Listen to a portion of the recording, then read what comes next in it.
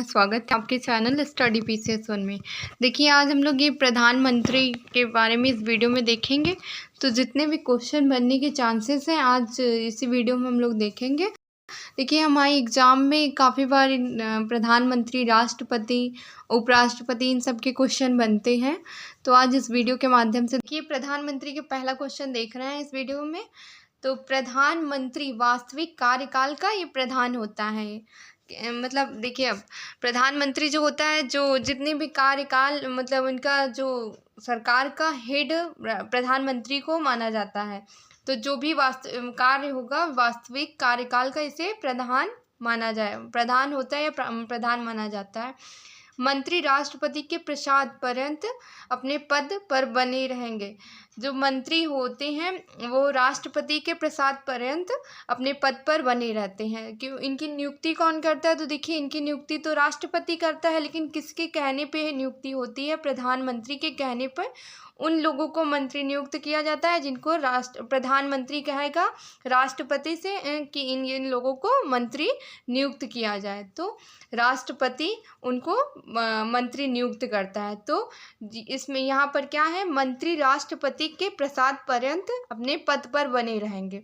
तो देखिए, नियुक्त किसने किया? तो राष्ट्रपति किया। तो ये राष्ट्रपति के प्रसाद पर्यंत कौन रहेगा? तो मंत्री जितने रहेंगे।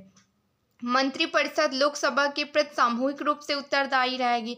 अब देखिए, किसके कहने पर मंत्रिपरिषद बनी है? तो प्रधानमंत्री के कहने पर बनी। तो लोकसभा का हेड कौन होता है? प्रधानमंत्री होता है। तो मंत्रिपरिषद लोकसभा के प्रति सामूहिक रूप से ये उत्तरदायित्व रहती है, मतलब उत्तरदायी होगी। मंत्रिपरिषद व्यक्तिगत रूप से राष्ट्रपति के प्रति उत्तरदायी नहीं रहेगी। देखिए, वो राष्ट्रपति का जो खाली ये रहता है, एक कार्य ये रहता है कि प्रधानमंत्री ने जो कह दिया उसे राष्ट्रपति मानता ही है, ज़्यादातर देखा गया है। तो ये मंत्रिपरिषद व्यक्तिगत रूप से राष्ट्रपति के प्रति उत्तरदायी नहीं रहेगी। रहेगी किसके प्रति? तो प्रधानमंत्री के प्रति रहेगी। अब देखिए, आर्टिकल 77 में क्या है? भारत सरकार कार्यपालिका का संचालन करती है। भारत सरकार में कौन है? प्रधानमंत्री कार्यपालिका का संचालन करती है, या भारत सरकार कार्यपालिका का संचालन। ऐसे क्वेश्चन काफ़ी बार एमसीक्यूज में भी आया। तो आर्टिकल 77 में भारत सरकार कार्यपालिका का संचालन करती है। अनुच्छेद देखिए, अनुच्छेद 78 राष्ट्रपति एवं मंत्रिपरिषद के बीच संवाद का मुख्य एक कड़ी होगा। कारण नहीं, यहाँ पर कड़ी है, ठीक है। इन दोनों लोगों के बीच में, ये मंत्रिपरिषद के बीच में संवाद का एक कड़ी है राष्ट्रपति।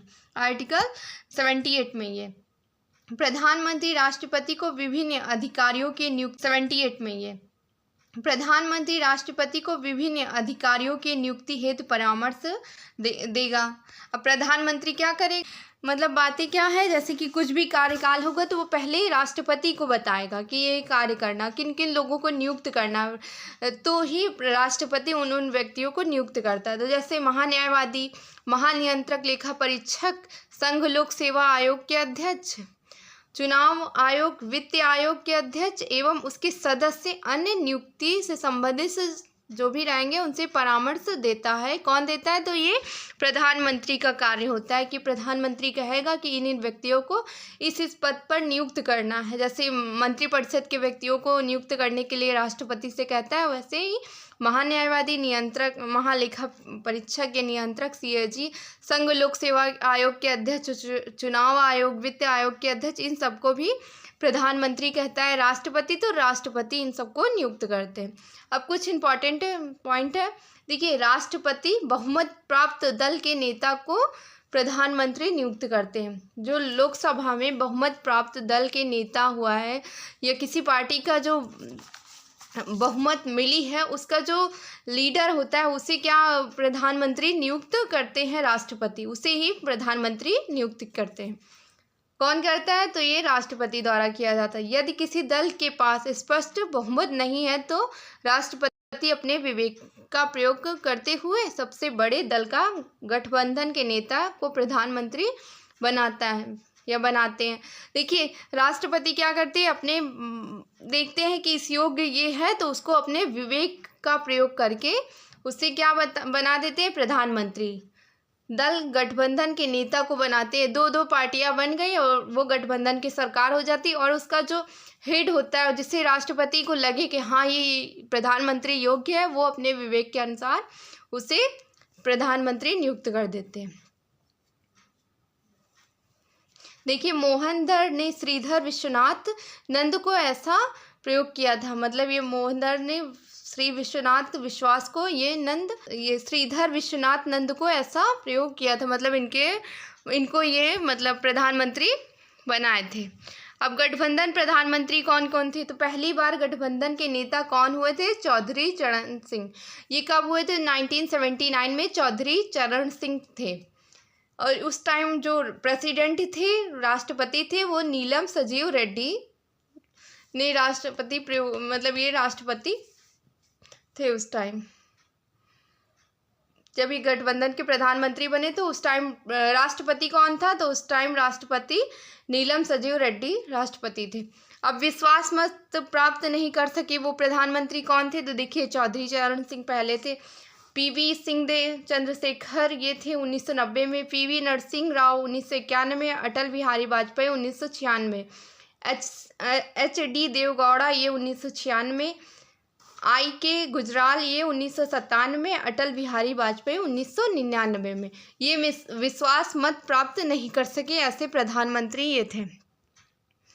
अब 1997 का सुप्रीम कोर्ट का जो निर्णय आया, देखिए प्रधानमंत्री बनने के लिए किसी सदन का सदस्य होना आवश्यक नहीं है कि हाँ वो राज्यसभा या किसी और सदन का ये सदस्य था, किंतु 6 महीने के भीतर सदस्यता लेनी अनिवार्य है कि हाँ वो प्रधानमंत्री बनकर सदस्यता लेनी पड़ेगी। ये सुप्रीम कोर्ट का ये 1997 का ये निर्णय था। अब देखिए, ऐसे प्रधानमंत्री जो नियुक्त होने के बाद राज्यसभा के सदस्य बने, इंदिरा गांधी 1966 में थी, देवगौड़ा 1996 में थे, ये मनमोहन सिंह 2004 में थे, ये जो कि राज्यसभा के सदस्य बने। अब वे मुख्यमंत्री जो बाद में प्रधानमंत्री बने, तो कुल कितने थे? टोटल 6 थे। अब कौन कौन से थे? देखिए, मोरारजी देसाई ये कहाँ के थे सीएम? तो ये थे बम्बई के सीएम थे। 1977 में पहले गैर कांग्रेसी प्रधानमंत्री थे मोरारजी देसाई। चौधरी चरण सिंह देखिए, ये यूपी के सीएम थे, पीवी सिंह यूपी के सीएम थे, और ये पीवी नरसिम्हा राव आंध्र प्रदेश के सीएम थे, एचडी देवगौड़ा ये कर्नाटक के सीएम थे। नरेंद्र मोदी देखिए, आप सब लोग जानते होंगे, ये गुजरात के सीएम थे, तब आज प्रधानमंत्री बने हैं नरेंद्र मोदी। गुजरात के पहले सीएम थे, अब वर्तमान में ये प्रधानमंत्री हैं। चौधरी चरण सिंह ऐसे प्रधानमंत्री रहे जो कभी लोकसभा में उपस्थित नहीं हुए। विश्वास मत प्राप्त करने में असफल होने वाले प्रथम प्रधानमंत्री कौन थे? चौधरी चरण सिंह, जो कि हम लोग अभी फर्स्ट ऊपर देखे हैं। तो प्रधानमंत्री के कुछ ये कार्य थे। देखिए, प्रधानमंत्री का ये जो कुछ कार्य थे, आप लोग को वीडियो अच्छा लगा करे तो प्लीज़ लाइक और सब्सक्राइब किया करिए।